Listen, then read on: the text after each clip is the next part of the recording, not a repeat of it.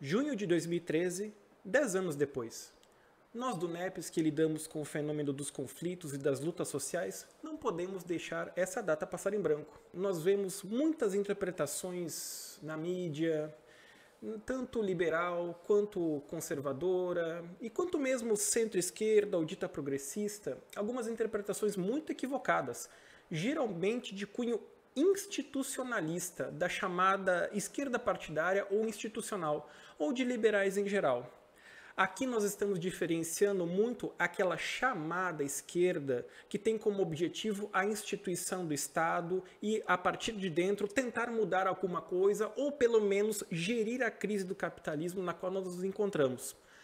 E diferenciamos essa esquerda institucional da esquerda não institucional, que muitas vezes tem cunho reformista ou até mesmo revolucionário, seja marxista, comunista, anarquista, etc.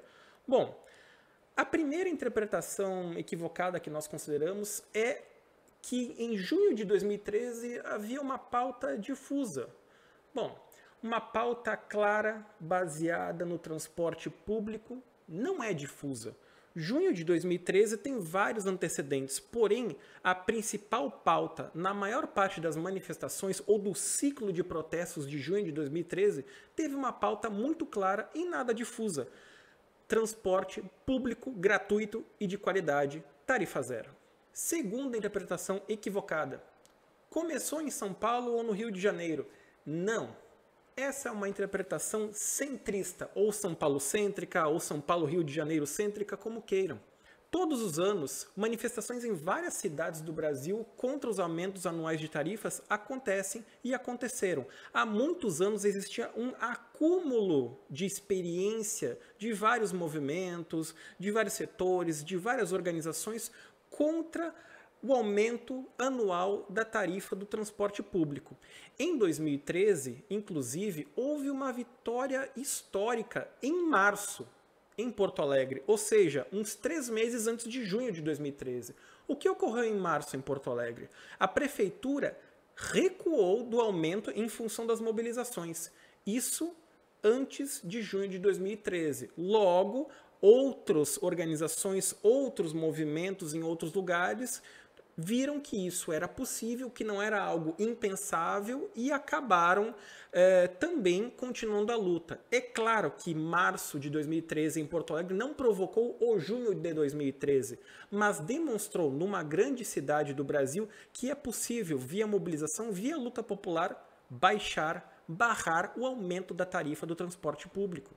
Terceira interpretação equivocada. Não havia lideranças claras e isso era um problema. Essa interpretação é apenas daqueles e daquelas que não entendem uma organização horizontal, uma organização, um tipo de organização política horizontal que é fortalecido pela crise da chamada democracia liberal ou burguesa, que já não representava os anseios do povo, se é que algum dia realmente representou.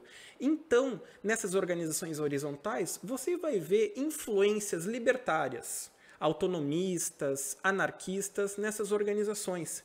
Sequer o PT ou a Dilma Rousseff, que era presidenta na época, eram o alvo prioritário das manifestações.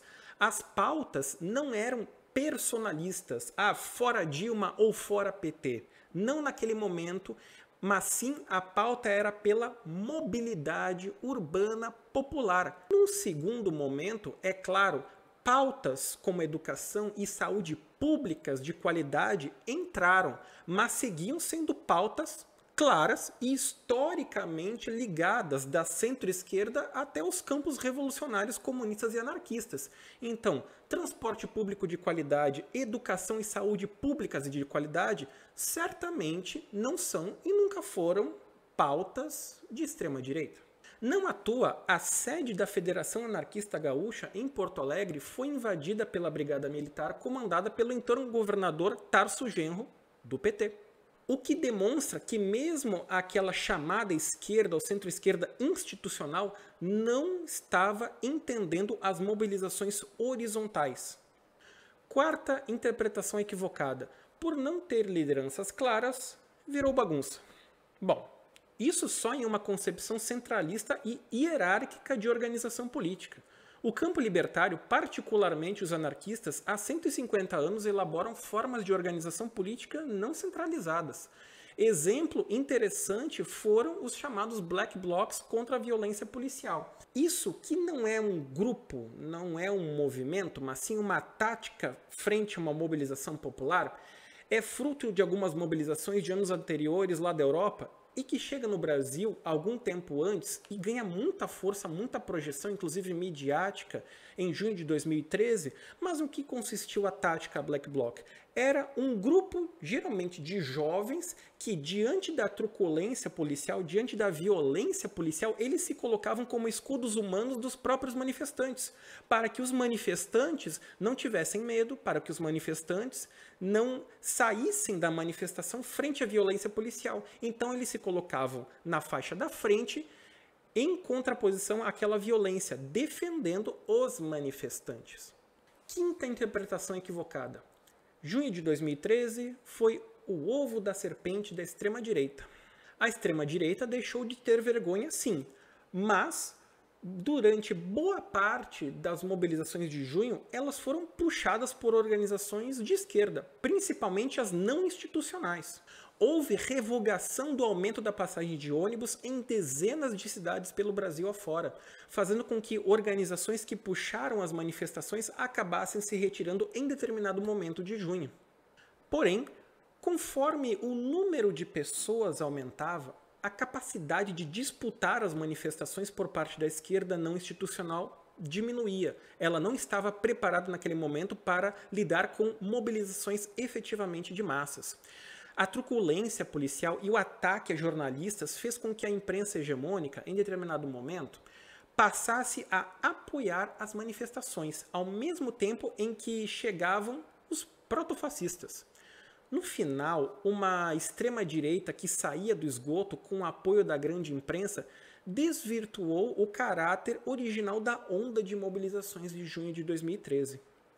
Lembrando, é claro, que a maior parte da chamada esquerda brasileira, ela é liberal, ela é institucionalista, ela é legalista e garantidora da ordem.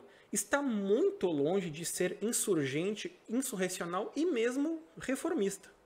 Sexta interpretação equivocada. A extrema-direita sem pudor é consequência de 2013. Não. Na verdade, havia uma expectativa muito grande e que foi frustrada com o aumento do consumo da classe trabalhadora nos governos do PT. O consumo aumentou, mas a qualidade dos serviços públicos não na mesma proporção. Muitas pessoas se deram conta de que havia gastos exorbitantes com as obras da Copa do Mundo e o mesmo não era investido no básico, saúde, educação, saneamento, etc. Além disso, mesmo depois de junho de 2013, o segundo governo Dilma acabou sendo desastroso, com uma orientação diferente daquela que havia proposta na campanha de 2014. Com esse enfraquecimento, a classe dominante de sempre viu a brecha para tomar a dianteira do Estado novamente e somente acelerar a destruição dos direitos que nunca haviam sido realmente efetivados. O primeiro ciclo do PT se encerrou sem nenhuma reforma e sem qualquer combate frontal à estrutura de classes brasileira. Então, junho de 2013 foi um ciclo de protestos baseado na pauta do transporte público e impulsionado, capitaneado por lutas de anos, por experiência de lutas de anos, com acúmulo de experiência, como a vitória em Porto Alegre em março daquele ano.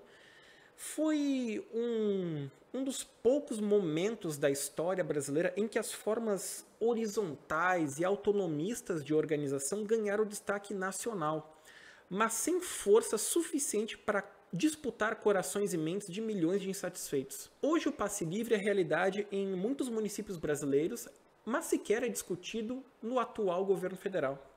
A mobilidade é um dado fundamental para a garantia do direito à cidade, ao lado da moradia e do acesso à saúde e educação públicas de qualidade.